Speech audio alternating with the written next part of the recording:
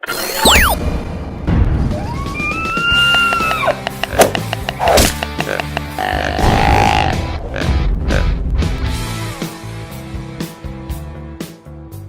everyone, thanks for tuning in to another episode of BowRush Podcast. I'm Scott Nelson with my co-host Travis Stowe. Travis, how you doing today, bud? Man, I'm doing pretty good. How about yourself? I'm doing great. I'm really excited. We left off for about a week and a half. We're just picking up, getting back into this podcast, and we have a great guest on today. We're bringing a guy named O'Neill Williams on. And someone that, you had reached out to, and we've both been a fan of for quite a while. He's got a national radio show. He's got a television show. He's got over 50 years of experience in the woods. Talk to us how we were able to get him on today. One, I've followed him for many years, and even in the early mornings, the AM radio station, and it's definitely a good talk. We had this topic that we wanted to cover, and I felt that he had a really good foundation. So what I started looking for is trying to find out what's the best way to reach him. Surprisingly enough, he's a down-to-earth person. He loves to share his knowledge, and so I started emailing him. He called my cell phone, and we chatted for a good 15, 20 minutes, and I just told him the topics we wanted to cover, and he was all in. He was completely for it. He's going to talk a little bit about the simplified way of why he calls. A lot of people are heavy on rattling, heavy on grunting, using them for locating calls. O'Neill has a completely different side, and he believes in using doe bleats and grunts in a different way, a more simple way, and I think he has some great points that people kind of overthink it sometimes. And one of the things that we want to make sure that our listeners know is that from our original podcast, we wanted to help, and our idea is to help bridge the gap between hunters that are strictly bow, or the extremists, to the people that they choose to do bow or muzzleloader or rifle, whatever it might be. A hunter is a hunter. It doesn't really matter which tool you use. It's really the tactics on how you achieve it. I think that might be a good topic. And so, you want to try to get this one out? Yeah, let's do it. Okay. This is O'Neill. Hey, well, thank you so much for joining us. We really appreciate you taking some time out to come on and talk with us a little bit. It's my pleasure. If it helps you guys and it helps other people who might be listening, then O'Neill is all in. Oh, that is awesome. Your name is O'Neill Williams, correct? Yes. And you've been hunting for, 30, 40 years, or how much longer? No, longer than that, guys, in the territory of 50 plus. 50. Oh, man. I'm older than you guys, so let me introduce myself a little bit. I'm 71 years old yesterday, so I've been around and able to learn from a lot of folks over time. So with age, definitely becomes the wisdom. Yes, it does. Well, I got to tell you, for some people I know it hasn't worked. They didn't heed advice of the elders as they were growing up. That is correct. Well, tell us a little bit about your hunting past, kind of where you grew up and where you really cut your teeth on hunting. Okay. I'm a Georgia native. I graduated from high school in Georgia in South DeKalb County, Southwest DeKalb High School. I went to Emory University, and I graduated there in 1965, and that's about the time that I started whitetail hunting. I had done, the walking in the woods, squirrels, rabbits, whatever, and some dove hunting prior to that. But the big game hunting that we'll call whitetail hunting didn't happen until 1965. So it was in the territory of 50 years ago. And that's what got me started, and I've hunted everything now. Having a television show, believe me, permits you to go lots of exotic places, from South Africa to Alaska to Canada to Argentina and so on. So the experience of that has helped me a great deal with the various tactics and the people that I've met and the things that they have told me and passed on to me from their experiences. You have a huge resume in the outdoor industry. I mean, you have a regular radio show on Saturdays, I believe. That is correct. I started the radio program in the early 90s. I just knew that fishermen especially, not so much hunters, but fishermen especially, are very gregarious. What you catching? Where have you been? Who did you go with? What did you do? Where did you go? what worked, what didn't work. Fishermen are that way. And so I knew a radio program would work. So I pitched it to some radio stations in Atlanta, and I started in 1992. Oh, wow. So you were one of the original ones to really get out on the air and turn that passion into not just a weekday or weekend thing, but into a actual radio show. Yes, that was my goal. I knew that would work. It took some time to get the radio station personnel to listen to me. They thought, well, who's going to listen to a guy at 4 a.m. in the morning? My response is, a lot of people will listen at 4 a.m. in the morning. And usually we get dozens of calls, and we have a gigantic audience. And the driving force in that huge audience is that WSB Radio out of Atlanta is one of the 21 only 50,000 watt overnight stations in North America. Wow. There never will be any more. There's one in New York, WGN Chicago, WWL New Orleans, WSB Atlanta, and so on. There never will be any more. So at 4 a.m. to 6 a.m. before sunrise on a Saturday morning, I literally have an audience of about 400,000 people. So when I'm driving to the stand and I flip on the radio, you're the voice I'm going to hear, right? Yeah, I think so. So with that, it's a local station, but where can people tune in to hear you? Is there a specific radio station or something nationally they can look for to be able to listen to that? Well, you can listen to WSB AM 750 over the entire east coast of the United States. We routinely get calls from Iowa, Illinois, New York, as far away as Canada, and as far west as Texas. At that time of day, at 50,000 watts, see, all except 20 other radio stations, AM, all of those other stations are at about 500 watts. Oh, wow. So that time of the day, that's, side note, that's how Wolfman Jack became famous. He did an overnight show from Tijuana, Mexico at 250,000 watts overnight. So that time of day, without restrictions in wattage, he was heard from Tijuana to Alberta. Oh my gosh. That covers some distance. That's how he became famous. And that's part of the appeal. My audience is not at 8 a.m. on Saturdays. My audience is on the way to the woods, on the way to the lake, on the way to the stream, early in the dark on Saturday mornings. On the way to work for a lot of those guys, too. Absolutely. I have a huge listenership, if you will, for people that work at the airport, law enforcement officers, firemen, postal workers, people who deliver papers, people who are up early. They have a chance to live vicariously through your radio station. Well, I sometimes I think that. Sometimes I think too, it's the only live audience that you can listen to on that time of day. Everything else is a rerun. Mm-hmm. So maybe it's a partnership to some degree. Maybe it's not, but the audience is gigantic. That's pretty impressive. Well, I guess the topic that we're wanting to cover today is about deer and the fundamentals of using deer calls, buck grunts to bleaks, as well as possibly even the rattles, the fundamentals, the ideology behind it. And so, I mean, I know based on all the years that you've been hunting, you've obviously used different styles and different tactics for hunting. I mean, have you used different hunting calls? Yes.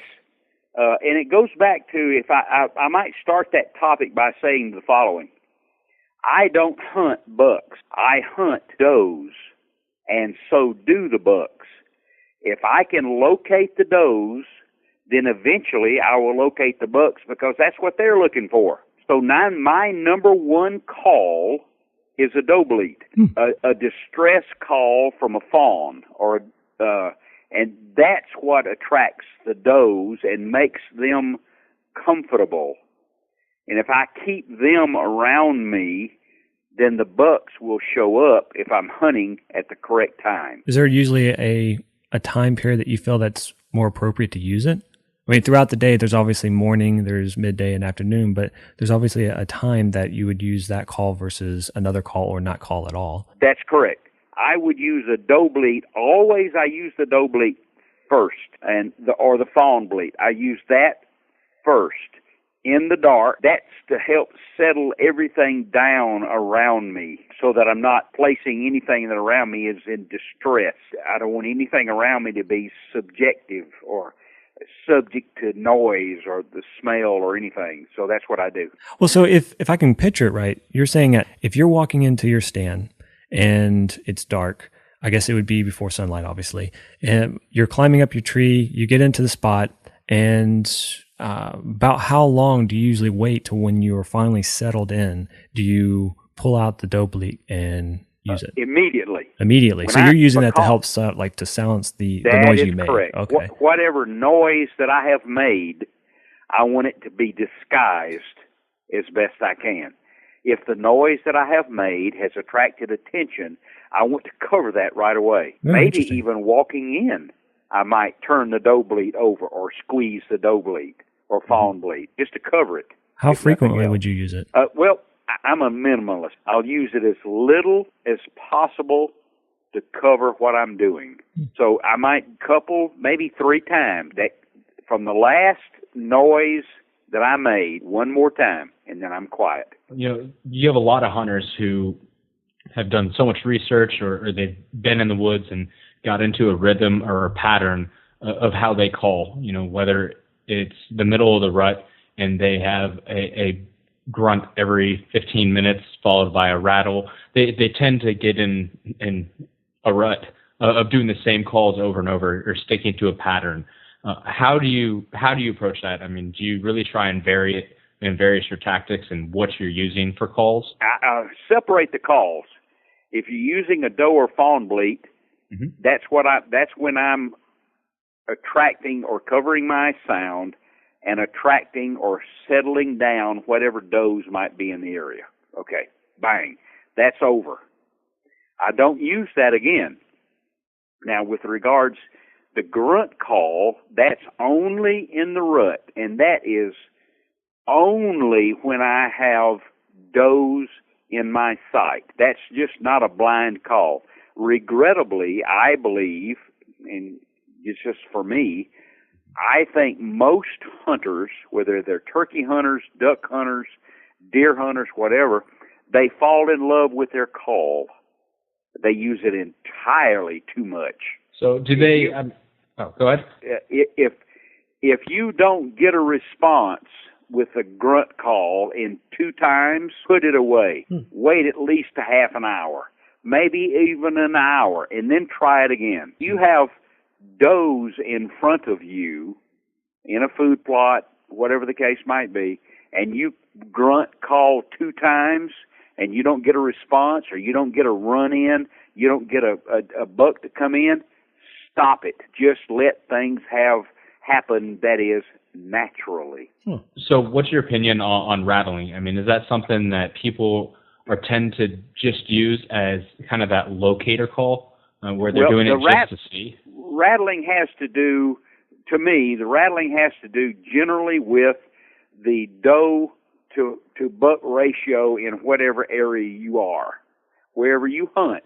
Now, for instance, in Georgia, in most of Georgia, it's too bad, but the rattling, the ratio of bucks to does is about 1 to 10.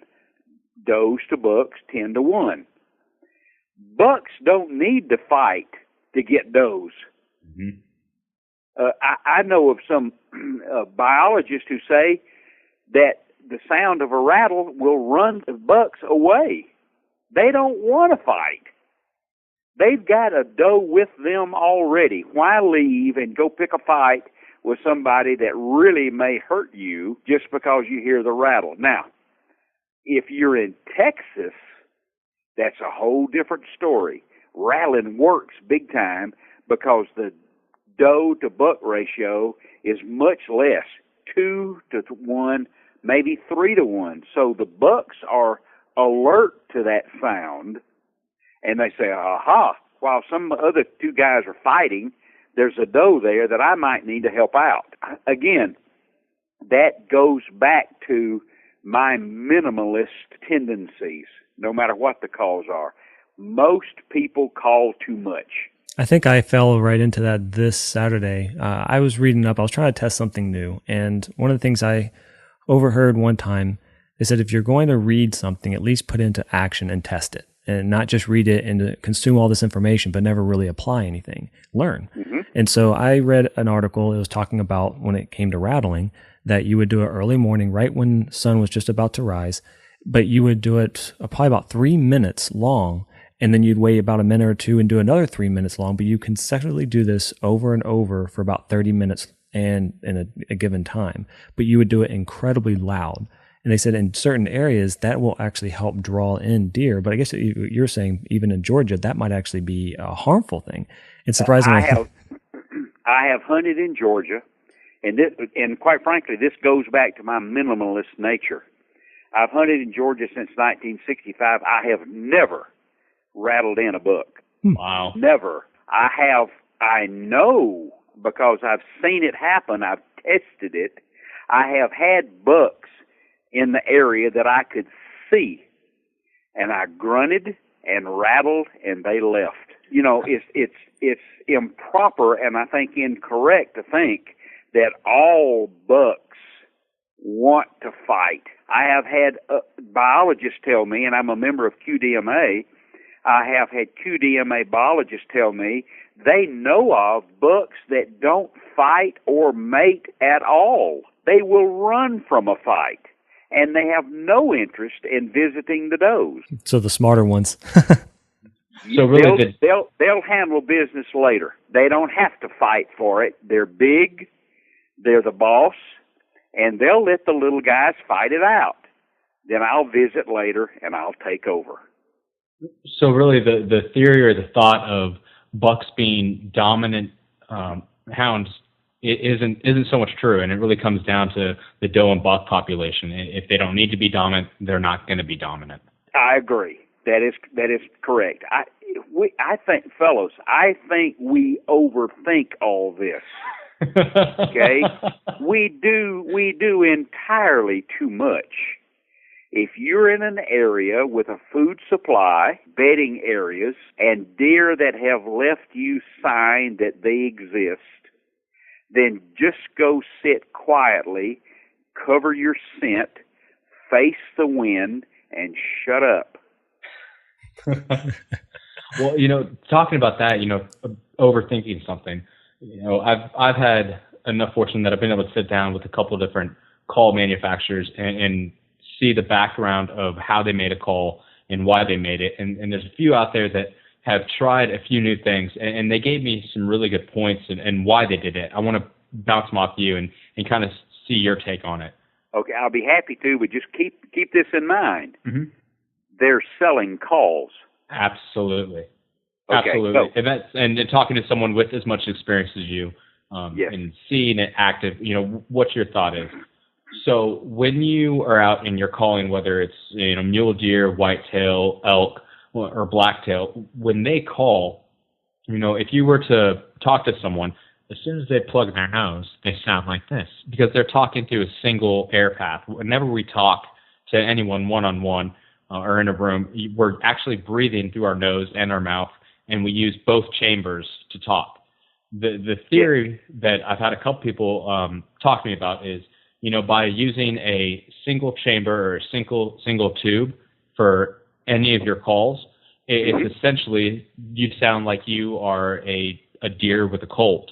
What's your thought process on that? And again, it is a great advertisement and a great ploy, but where's the realisticness of that in the woods? If I were a scientist to be able to respond to that in a scientific manner, I would pat myself on the back.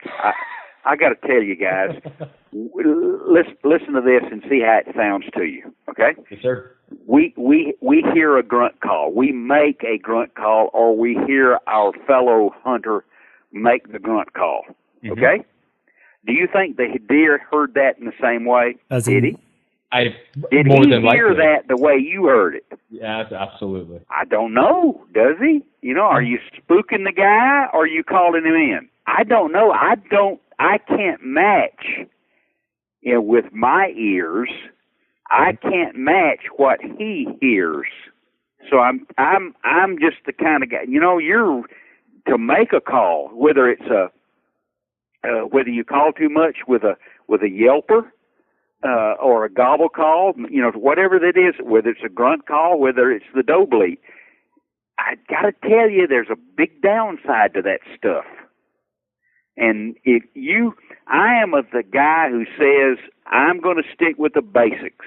I'm going to call once or twice. I'm going to cover my sound, as I said, with the fawn bleat. I may grunt call once or twice when I have does in front of me. But other than that, my deer hunting day is going to be governed by, I hunt high in the morning, I hunt low in the afternoon, I hunt with the wind in my face, and I hunt close to, but not directly over, the scrape or rub lines. Now, if you stick to that, over time, you will be a more successful hunter. You will see more deer and have more options to take your trophies or the does that you want. Well, to dive into that a little bit, something you just said, it's an obvious statement for guys who are out west and who are hunting large mountain ranges. The hunt high in the morning, hunt low in the evening. But for guys down here in the South where elevation change isn't something that is very dramatic, what's that cutoff for you? Where's that high? Where's that low? It doesn't matter. Don't overthink it. Okay. If you've got a place that's 50 feet higher, then you hunt the high spot in the morning. Are you in a tower stand? You get in that tower stand early and you hunt high in the morning to cover your scent. What is the major foil, the major mistake that a deer hunter makes? It's because of his scent. You hunt with the wind at the back of your neck, you're going to fail. I don't care how many times you grunt. I don't care what kind of calls you make. I don't care what kind of camo you're on. If the wind is at the back of your neck, that hunt will not work. So it's scent. That's the number one thing I know of. Well, no, I've been told of, and it's documented that a doe was successfully bred, had fawns, and lived several years of her life, and she was blind. She maintained and stayed alive and took care of her offspring with her nose. That's the major thing, not grunting in a deer. You can grunt all you want with a perfect grunt call. If the wind's at the back of your neck, that hunt will fail. And, I'm emphatic about that sort of thing. I'm old enough, and it's been 50 years in the woods, to say there aren't any tricks. They're basics that make you a successful hunter. If you can fine-tune that hunt, I know I had a guy email me the other day. He said, I've been hunting in a swamp bottom for the last 3 years for a particular deer, unsuccessfully. I heard what you said about hunting high in the morning, and I found out that I was spooking the deer out of the bottom because the scent carried the wind and the thermals carried my scent up the hill into the bedding area, so he just left. Then I hunted high with the scent being carried in my face, and I bagged him. Will that always work? Heavens no. And when you talk about increasing your chances, you're only talking about 3 or 4%. There aren't any tricks, but except for the wind. The white-tailed deer, scent capabilities or scent detection capabilities is 10,000 times better than ours. We can't even imagine his capability. That's what bags the buck. Well, you're talking about usually if you're hunting in an area that's a food plot but what happens if you're in an area that's either high pressured and you know that if you're just sitting in one area, there are deer around, but you need to find a way to call them in. So you're still thinking that in that situation, if you're in a high pressured area or if you're in a food plot area, you still use the same tactic. You don't change it up in general depending on which area that you're trying to hunt? All I want to do is locate the does. Locate the does. I want to locate the does. Where are the does feeding? What are their habits? Where do they bed? When do they come out? If they come out at 3:30 or 4 in the afternoon, that's when I want to be there, because the buck wakes. Try and picture what goes on. All right, he rarely sleeps, especially during the rut. Right? He may sleep 5 or 6 minutes at a time. And quite frankly, if you don't know this, he sleeps with his eyes open. Really? So he's in the bedding area, and he sleeps 5 minutes, and he wakes up and looks around. Then he sleeps 5 minutes, he wakes up and looks around. Oh, he sees movement. Oh, who is that? Oh, it's a doe. Well, let me walk over there and check her out. She might be just right for me. That's where I am, is where she is. I want to be where she is, and if that fawn bleat settles her down so that she's nice and comfortable and stays in the food plot, stays in the area, and other does see her and say, well, everything's cool, I'll go out there and feed with her. And the buck wakes up and he looks over and says, there's a potential girlfriend, I think I'll go over there and check her out. You've seen it a million times, haven't you? Absolutely. Would you use the doe bleat as a answer to, let's say, a buck you heard in the background, a buck did call, or you heard another doe in the background, either somewhere around, make a certain call? Would you answer by using a doe bleat as well? No, I would not. You wouldn't? Okay. Once that sound is made, again, let's go back to what she hears, what she says, how other people hear her versus me. Am I making the exact sound that's appropriate? Maybe. Maybe not. If that sound has already been made, I'm going to leave it alone. That's music to my ears. Does are here. They're close by. They feel nice. They're talking to each other. I'm going to keep my mouth shut. Even if you didn't, let's say you didn't hear the doe itself, but you heard a buck around. It just had a little grunt. There's no one around hunting around you, but you did hear a grunt from a buck somewhere. Would you do some sort of call to let him know where you're at? That's speculation. I would not discount that. Okay. I would not discount answering that. That's not something that I've had to do or done many times. Okay. The only times that the times that I feel like a grunt call worked for me, that was the way I felt about it. You follow? I'm not absolutely 100% certain that's what changed the deal. That's not necessarily what closed the deal, but I felt like it did. I don't know, okay? But I have been in other areas, like in Oklahoma. I was fortunate enough to spend a couple of days and I hunted with Dick Kirby. Dick Kirby is the founder of Quaker Boy Game Calls. Oh, wow. And I hunted one day with him, and he grunted in my largest whitetail kill ever. However, I'm going to footnote that. That deer was coming to a doe that was in front of me. Now, did the call get him to come in, or was the doe's presence that got him to come in? I don't know. It worked that time, and I would try it again. I mean, that buck came in from 250 yards, and I don't know this, but I suspect that was the doe that he was with, and she wandered away, and he tracked her down.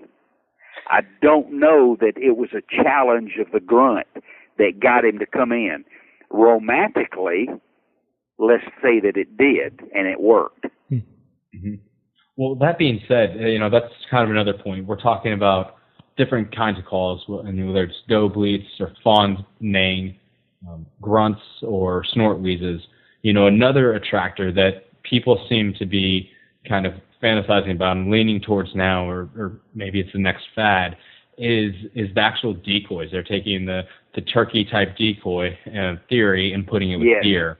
What's your process? What's your thoughts on that? Well, you know, guys, I got to tell you, and you won't be surprised at this, I don't think, basis the other subjects of our call and how I look at things of this nature. I've used a buck decoy 2 times in a food plot where I could view or could observe other deer taking. I was at a perfect position to say, all right, here comes a deer, here comes a buck, let's see what he does.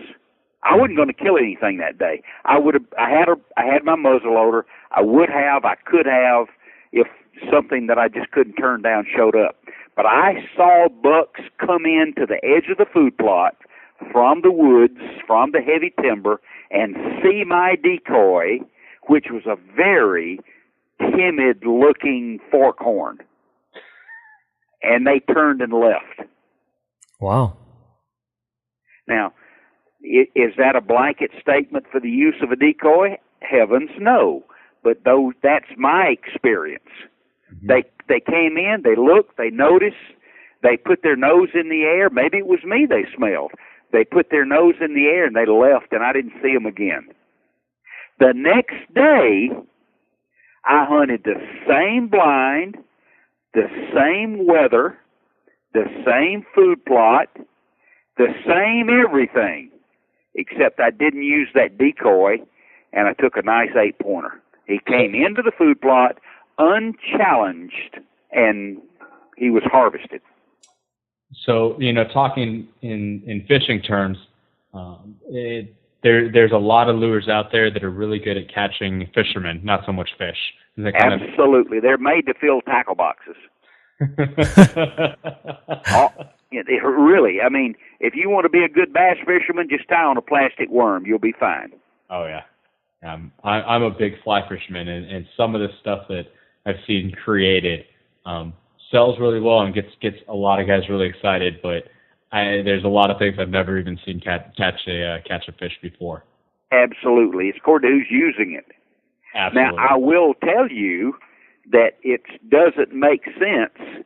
If the water temperature is 42 degrees, it doesn't make sense for you to use a buzzbait. But if the water's 42 degrees, it does make sense for you to use a crawfish imitation, like a mop jig or a living rubber jig or a hair jig, mm-hmm. because that's what the fish feed on when the water temperature is 42 degrees. Mm-hmm.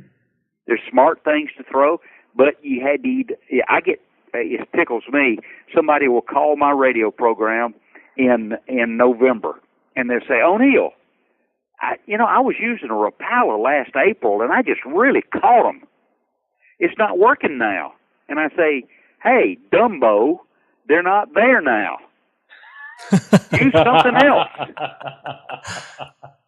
They're not always this. You know something, fellas? Think about this. What makes Kevin Van Dam, Bill Dance, and Roland Martin so successful? Is it their technique, their feel, the way they set the hook? What is it? They understand the game. They cast where the fish are. That's all. And with regards the use of decoys and calls and all of that when you're whitetail hunting, believe me, the guy who kills the biggest trophy every year is the guy who goes the most often. It's the guy who's in the woods every single weekend, every single holiday. It's that guy. That's the one who does it. And he hunts where the deer are. I had a guy the other day, he sent me an email and said, O'Neill, I don't ever see any deer where I hunt. My response was, have they told you they're there?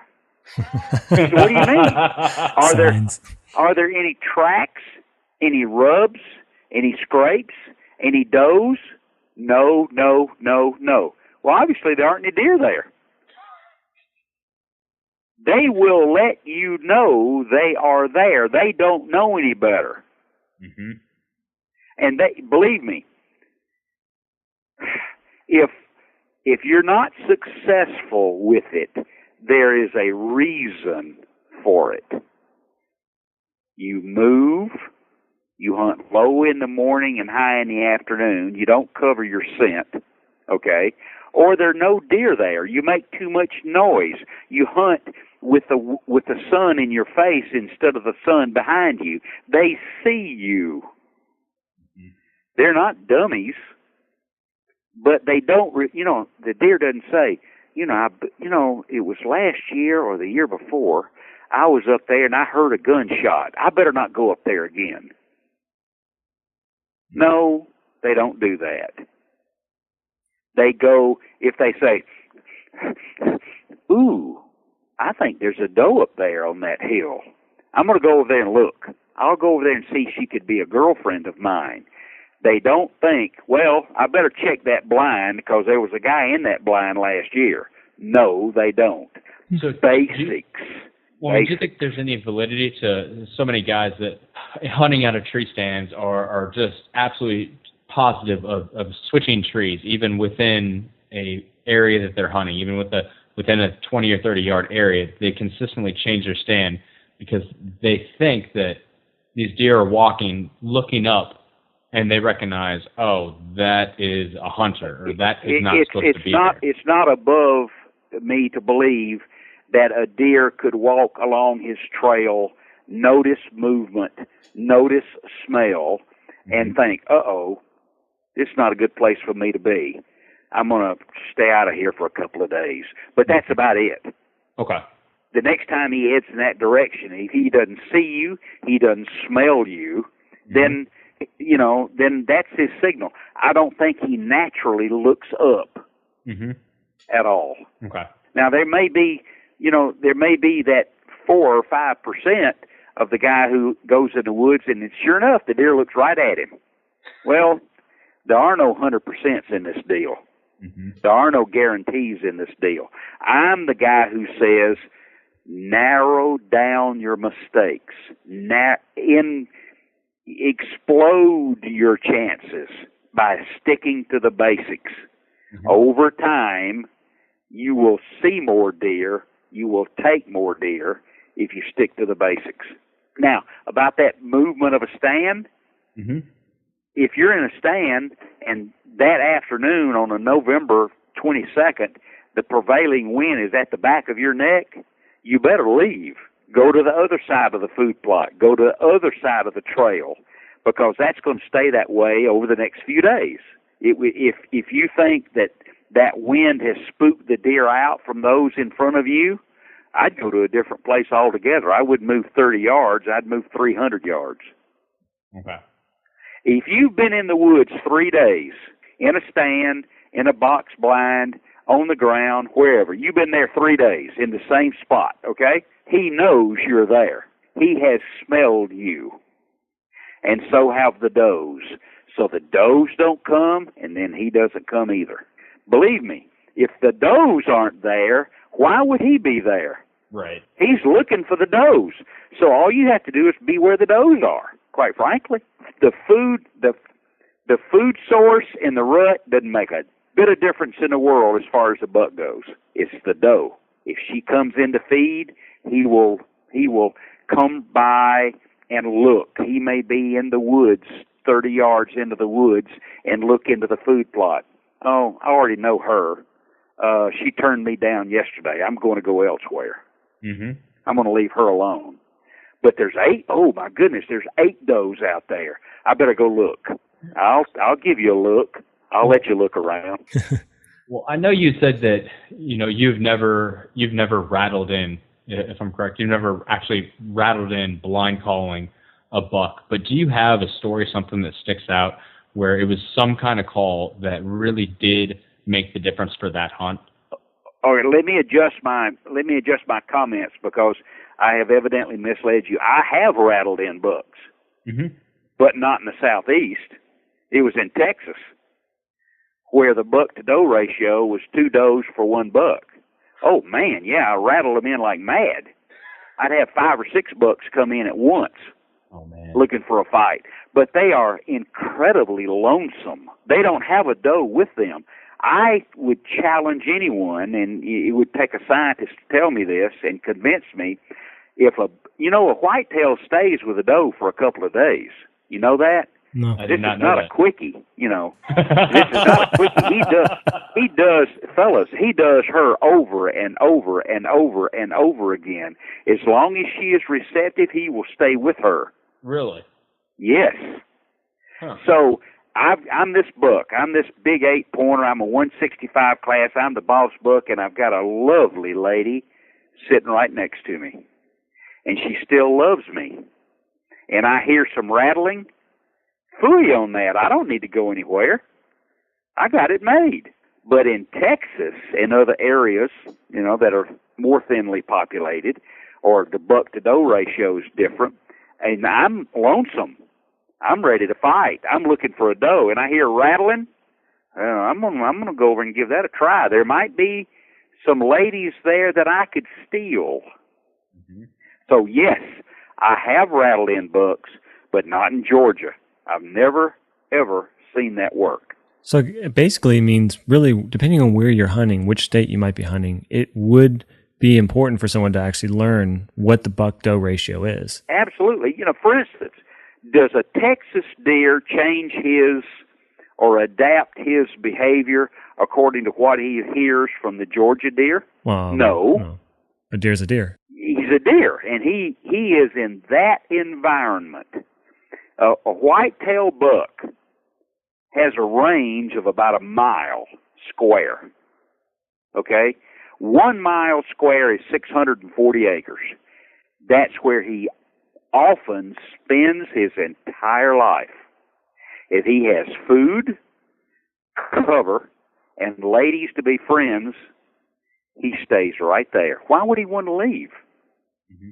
Unless he's pressured to leave by human encroachment. And he still won't do that unless the does are gone too. He doesn't think things through. Like, we attribute entirely too much intelligence to this guy. He's not smart. He's just wary. He doesn't reason as to whether or not he needs to go into this food plot. It's his sense that tells him, ooh, I see 3 does there. I'm going to go check them out. He doesn't say, I might not go because last year there was a guy in that tower stand over there. I better be careful. No. Unless he has smelled you, you're good. Again, guys, I oversimplify. But back to your question about rattling. Mm-hmm. Yes, I have. But it wasn't here. It was a different environment, a different mix of doe to buck ratio. Oh, it's worse. It's exciting. You can hear them running toward you. It's exciting as hell. But then, again, you might have 5 or 6 that show up. It's so seldom that you have the buck to show up under those circumstances. You know why? He's got a doe already. It's the guy who doesn't have a doe that shows up first. That's interesting. That's actually a really interesting thought. And believe me, fellas, listen to me now. I'm not a QDMA scientist. Mm-hmm. That's just from a few years in the woods. And I oversimplify. I'm sorry, but I do. Keep it simple, stupid, right? Pardon me? The old adage, keep it simple, stupid. Keep it simple, stupid. Yeah. There we go. Yeah, well, it's I know I was in a blind in Texas with my grandson, Travis. He has a show called Travis Johnson's Outdoors. Mm-hmm. We're in a ground blind. 8-pointer comes in. He's bow hunting. He takes a shot and misses. All right, let's leave. No, just sit still. That deer will be back. How do you know that? There are 6 does in front of us right now. They didn't spook, and there will be more does. You think that he's going to go elsewhere? No. His desire, his natural instinct is to come back. He doesn't know that there was somebody in the stand trying to kill him. He just got spooked by the sound, and he left. He's a wary guy. So he says, I don't know what that was. It went flying over my back, but I didn't like it. But it's gone now, so I'm going to go back. Mm-hmm. The deer came back in about 20 minutes, and it took a nice 8-pointer with his bow. Had you said, oh, boy, I got this figured out, we need to go elsewhere, that wouldn't have happened. Mm-hmm. You would have walked out of the stand, spooked all the does out of the food plot, and the hunt would have been over. Patience kills game, whether it's whitetails, turkeys, ducks, quail. It's patience that takes wild game. You know, kind of switching ideas here for just a second. Okay. I've had a lot of people ask me, and I've seen a lot of questions. You know, as far as down south, it's really about patterning a specific buck. What's your belief on the ability to actually pattern specific animals down here in the South? Absolutely, and I will lend credence to what I understand from QDMA. According to them, Quality Deer Management Association, and their scientists and their GPS tracking collars that they put on bucks. As the buck gets older, he will narrow down his range. As long as he has does around, he will narrow his range down to something like 90 acres. Oh, wow. That's kind of a surprise, isn't it? That's dramatically different than a square mile. Yes. I mean, why does he need to go anywhere? He's pretty much, think about it, he's pretty much of a lazy SOB, if you want to know the truth. He gets his stomach full, he goes to sleep, and in the fall of the year, he mates. What else does he have to do? He doesn't go to work. He doesn't cut down trees. He makes a few scrapes on the ground, rubs his antlers in the trees, and rubs the velvet off and leaves his scent on limbs. So what? What else does he have to do other than stay alive? He doesn't have to go to work. He doesn't say, you know something, it would be nice. I'm a Georgia deer, but I never have found out what Alabama looks like. I think I'll go over there. Greener on the other side. Yeah, he stays right there. That actually brings up an idea on this. Let's say you had a deer that does normally do a square mile, which you said I think it was 600 and something square feet. 1 square mile is 640 acres. Okay, there you go. Now, if you had it where it's condensed down to their 90 acres, they have less movement, less things they have to do. Now, when it comes to buck and does, usually they say does have a better flavor because it's not as gamey, so to speak. And bucks usually have a higher density, definitely a bigger game flavor. But now it comes into that perspective of, is that also because they're constantly moving around, going those extra mile? Or would it be if you happen to have that 90-acre one, I wonder if that buck would have less of a gamey flavor because they're not constantly moving around. They're just pretty much eating. The gamey flavor you're talking about is according to what he eats. Okay. I mean, if you raised a white-tailed deer in a barn on corn, boy, it tastes great. His gamey flavor is according to what he eats. I just thought maybe it might have been based on because they're constantly moving, they become more well, gamey. that too. He's energized and so on, and he's full of testosterone, and that does indeed affect him. That's why the does taste so much better. They don't have testosterone; they have estrogen, and they're not as wild. Let's be fair. If all I want is the meat, I'm just going to shoot does. Makes sense. That's infinitely better. If I want something to hang on the wall, and I have lots of them, then I shoot a buck. Well, do you have one specific story, kind of backtracking a little bit to the game calls? Is there one instance or something that sticks out in your mind where using a specific call really made the difference with that particular hunt? Well, I have to say that, and I have to return to it when I was with Dick Kirby in Oklahoma. He grunted. I have to think, I'll try not to be skeptical by saying there was a doe in front of me. Dick Kirby grunted 3 times, and a 167 class whitetail with a 25-inch inside spread sprinted across 250 yards across a food plot and stopped 70 yards in front of me. It only took about 2 minutes or less. Was it exciting? Absolutely. Was it worth it? Absolutely. And I can look at that mount right here at the cabin, and he's very impressive. Wow. Now, here's something, though, that I might add to that, okay? There was a biologist that lived on that ranch. He had never, and he was out there every day. He was He was a farmer, a biologist, a deer hunter, and he had 12 different cameras on that property. Mm-hmm. He had never seen that deer. Really? Now, what is that a tribute to? I'll give you a lesson here. Is that a tribute to the stealth and capabilities of him remaining hidden? Maybe. Or was it because he ran out of does wherever he was and he traveled? If you will look at the two books called Legendary Whitetails, which describes and has photos and measurements and the story about the top 40 high-scoring whitetails ever taken in the world, okay? If you will read those books, you will find that most of the time, the hunter that took that deer was the first time he had ever been seen on that property. Now, then you say, is it because he's so smart, so wildly, so wary, or was it the first time he ever showed up there?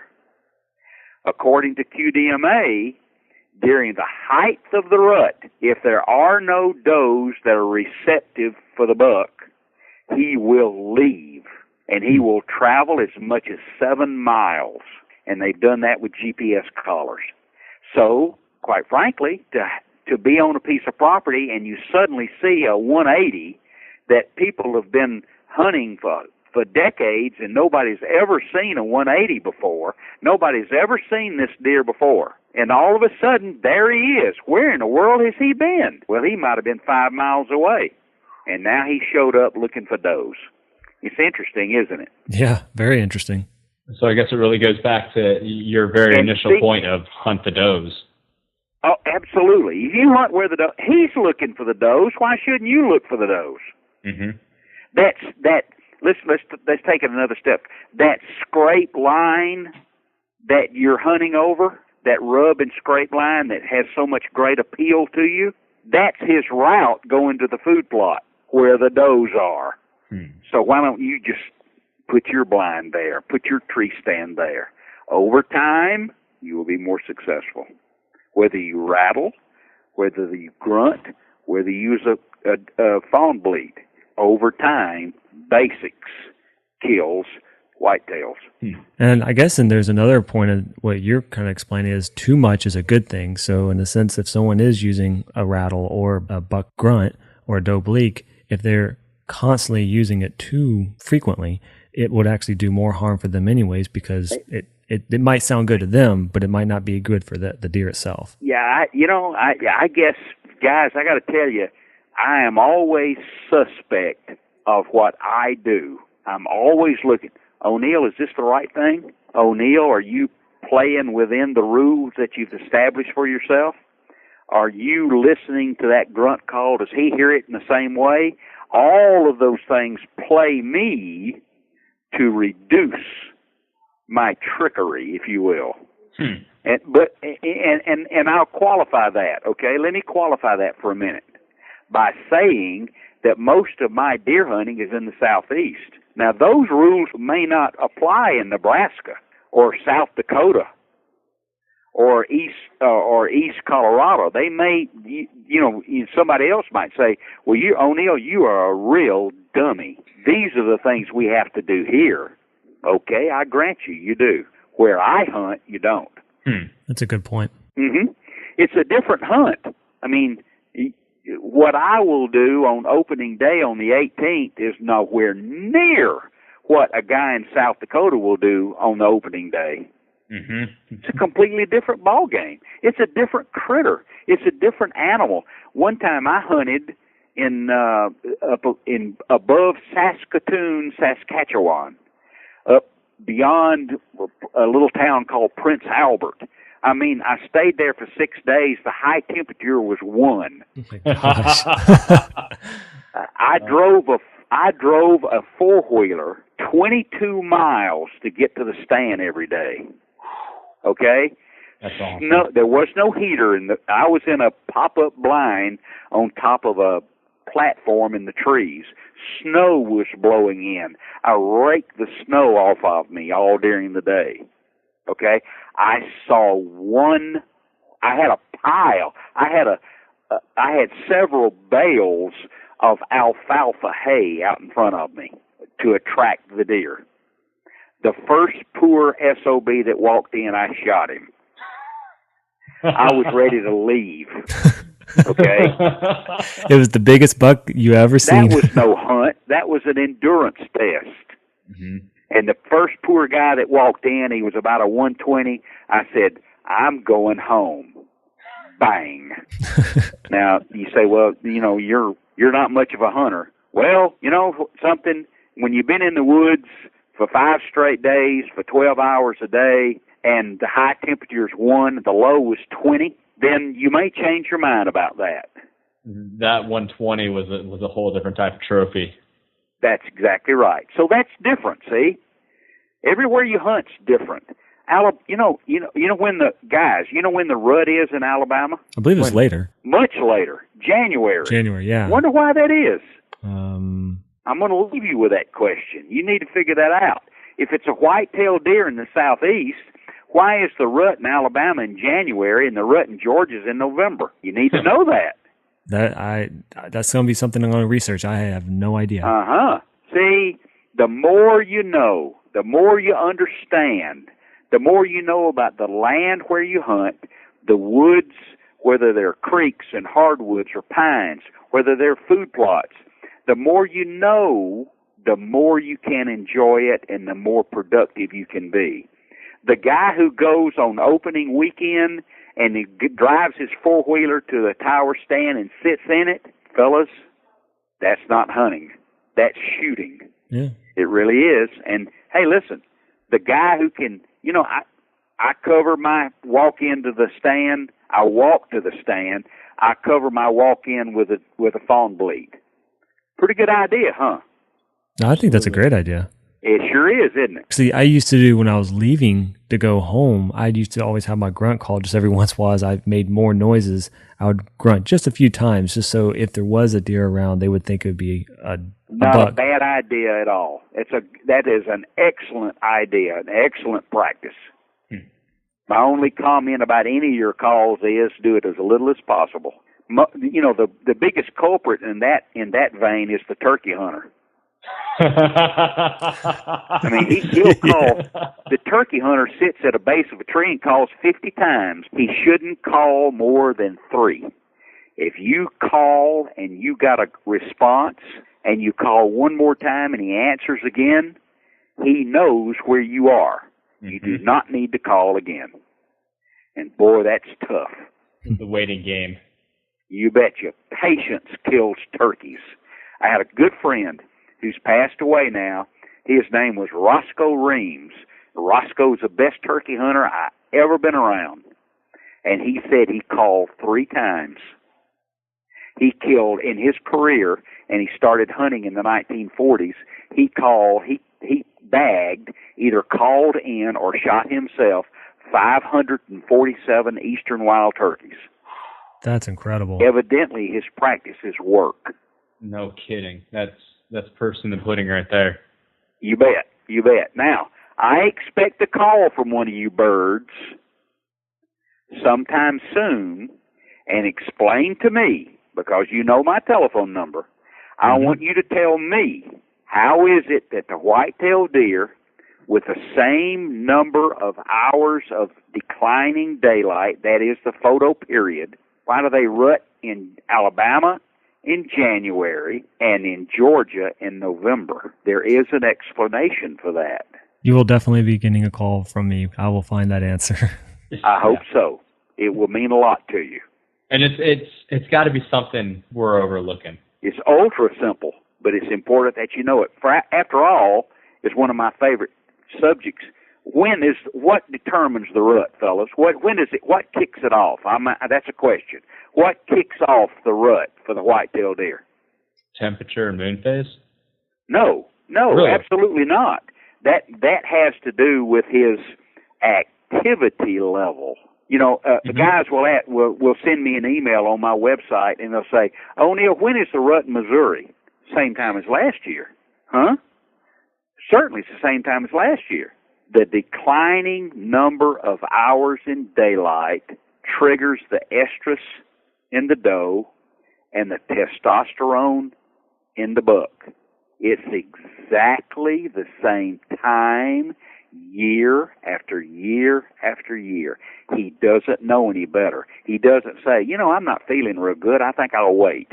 The doe doesn't say, I don't think I'll have any fawns this year. I just think I'll deny everybody this year. No, it's exactly the same time as the year before. It's the declining number of hours of daylight. It's the photo period. What do you think triggers the mating activity of the wild turkey in the spring?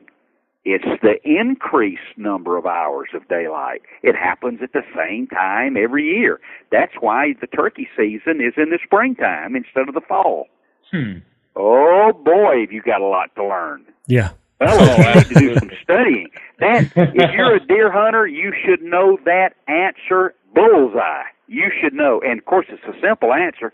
When is the whitetail rut on the Georgia coast for whitetail deer? That's a question. You want to answer it? Well, I guess you would say it would be based on the estrus level, but it's the same. So, the answer is the same time as last year. Oh, jeez. You got me? Yeah. So the only thing let me ask you a question. For the whitetail deer along the Georgia coast, what will be the time of the rut in 2018? The same time as last year. Yeah. Exactly. Now you say, well, what if it's the full moon versus the waning moon? Maybe it's colder than. All that has to do with the activity level, but it doesn't change the timing of the rut. So the only thing, and I'm loving sitting here talking because it's very intriguing and trying to figure out why. But the only thing I find out research-wise, looking through all this, is different restocked areas of different strains of deer. North Carolina deer that were restocked into Alabama in the 40s. Okay, you just answered my question. Okay, but then how? So then that brings up a whole other question, because the thing that baffles me is, so if those deer, and just kind of recap so I can catch Travis up and make sure we're on the same page. Well, I'm already up to date. Okay, cool. In the 1940s, it looks like Alabama was restocked with deer from North Carolina. But no, they weren't. Really? They were generally stocked with deer from the southwest corner of Alabama. Those deer, over time, had, if a deer was fawned or spawned in January, February, then the spring floods came, those deer drowned. Okay. So the only deer that survived were the ones that were born after the spring floods on the Alabama River. The other ones died.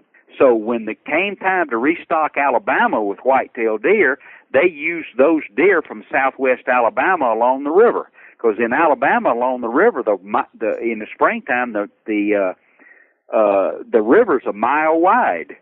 Mm-hmm. If you're a fawn, you drowned. But if you were born after the spring floods, then when you rutted, when you were a doe or when you were a buck, you rutted late because your fawns, your life cycle was that they were born after the spring floods. And that's why the Alabama deer ruts late. So basically, because they were moved in from another location, the ancestry of the deer, it stayed the same. It just, they're in a new location. Correct. Uh-huh. You can't change your genes. That is very interesting. Isn't that nice? Yeah. What a great call you guys made tonight. That's crazy. We've it's definitely unbelievable, isn't it? Jeez. Well, you have a lot of knowledge, and I mean, it comes from all the years you spent in the woods. We really appreciate you coming on, and we really hope to have you back on for some more topics. You call anytime, fellas. If it helps you, then you can always count on me to do that. And so for people who want to find more information about you, I mean, what's the best way they can find you or follow you? Well, all you do is look up O'Neill Outside. I have a YouTube channel, Facebook at O'Neill Outside. I guess, I don't know, a couple of million people either write, hear, see, or listen to O'Neill every week. And Yeah, I'll keep it going as long as I can. That's awesome. I mean, that's a huge resume, and that's a lot of time put in. Well, it's fun. It still is. I'll quit when it's not fun any longer. There you go. Well, O'Neill, I really do appreciate you coming on. And like Scott was saying, we would love to have you back on a future podcast for sure. You bet. Anytime, pal. Yeah, man, that was a great interview with O'Neill Williams. He has a really good foundation of what he does. He's stern on how he hunts himself. And I think that this spectrum of what we're covering for this particular series, he was the right guy for it. What do you think, Scott? Wow. You know what? He's got so much knowledge, and there's a lot of questions he brought up that even now I'm thinking about. Even it just lends to the importance of knowing your surrounding areas and what's really affecting those deer populations. So again, you guys, I just want to reiterate, this is a 2-part series. The next one that we'll have coming up is going to be on the contrast. We're going to have a guy on that really wholeheartedly believes in exact timing and rhythms of using those same calls. It's going to be a great contrast to the two of them. Listen to them, take what you want from either of them, and really go out and test them out. That's the best way to get better or to learn. And we hope you've learned a little bit from this podcast.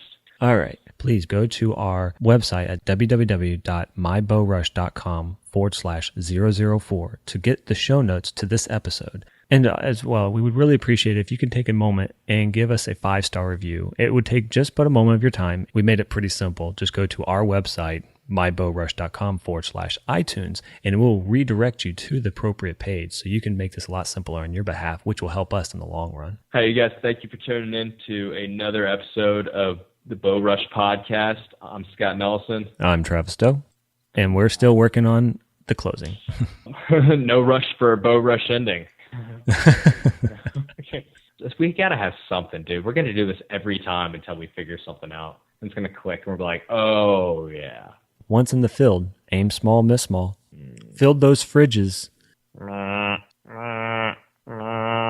That's deer for go get a BowRush. Nice. That's so atrocious. Do you have an idea for an ending? Please submit it, because we've been sitting here for about 30 minutes trying to figure one out. Clearly, we're in no rush for a BowRush ending. We need a catchphrase. Yeah.